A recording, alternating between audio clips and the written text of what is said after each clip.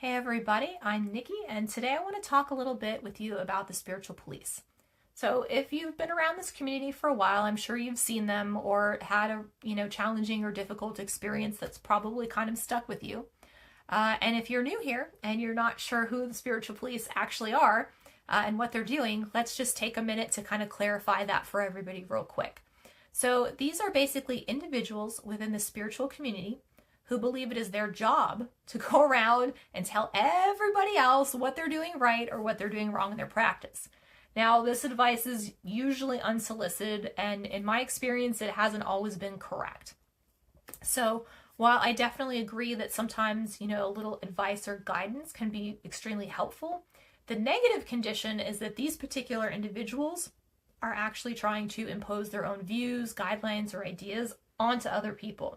And being on the receiving end of this behavior just really doesn't feel very good. In my last video, I went through a list of reasons why people join the spiritual police force. So if you're curious about why people are actually doing this, feel free to check out that video. And I'll try to put a link down for it, like kind of in here in the description for you guys. But right now, what I really want to talk about is what the heck do you do when these individuals are just coming for you? Most of the time we can kind of brush it off or walk away if it's not too big of an experience. But sometimes these situations really negatively impact us, or they just kind of stick with us for a while and make us feel really kind of yucky and uncomfortable. So let's take a minute and talk about some effective ways to deal with these situations. So I've said it once and I'll say it again, set clear boundaries. Now, if you know me, I'm really big into boundaries as a way to protect your time, your energy, and your space. This is something I am always actively working on, and you should be too, because it's a lot more challenging than people make it out to be, and the difference in your life can be really profound. But the truth of the situation is that if you can hold the line, boundaries are extremely effective.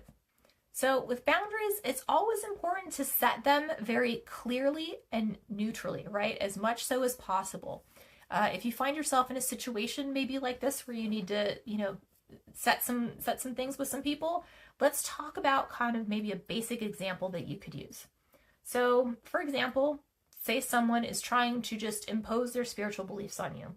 You might want to try saying something like, I genuinely appreciate your enthusiasm, but I'm good with my own beliefs at the moment, right? So, and if they keep kind of going on with their line of like questioning or like interrogation or attack, you could just simply excuse yourself from the situation, because not allowing someone to have further access to you is definitely a good consequence to set if someone's not willing to respect the boundaries that you set in place. So the second thing that you can try aside from boundaries is really just trying to stay open-minded. Right? That's another tactic you can try if you find yourself in this situation. Sometimes what I find is people just really want to be heard. So if you're open to a conversation with them, you could let them know you're interested in hearing their ideas, but while also making it very clear that you value different perspectives without just needing to take them on for yourself. And you can use your best judgment on this one, because not everyone in the spiritual police force is interested in having a peaceful dialogue. Some people just want to kind of talk like at you, not with you.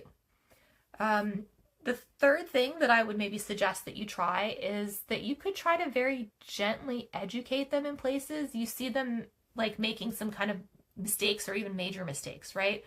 Or even possibly they're just following incorrect ideas. Now, this might look something like sharing information about your own spiritual beliefs and practices, or just kind of helping them understand that there are different perspectives and viewpoints available. As an example, this might look like something an individual who is trying to school you kind of on a particular area of your practice, or maybe even like a spell or a ritual or like a process that you're doing. And they're just trying to tell you all about how you're doing it wrong and like what they can do that's better than you, which on the receiving end can definitely feel really pushy and pretty obnoxious. So instead of getting defensive with them, you might want to try just thanking them for sharing their experiences and reminding them that there are many different ways to work within the craft that are still very effective. Now, I think whether or not you choose this option boils down to how receptive you think the other person will be. Sometimes pointing out minor issues or things that work in a different way than that person thinks can actually be quite helpful.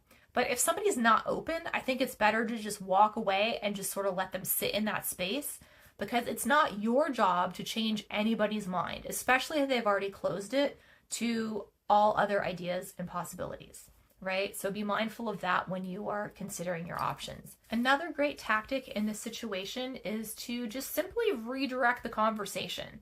You can work on kind of shifting your focus to more neutral topics, or maybe even in an area where you might have noticed that the two of you have some common ground.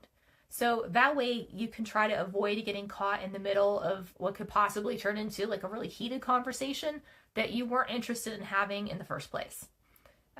And then last but not least, my last suggestion to you would be that if you find yourself involved in a spiritual policing situation, I really find that humor is always a great way to go.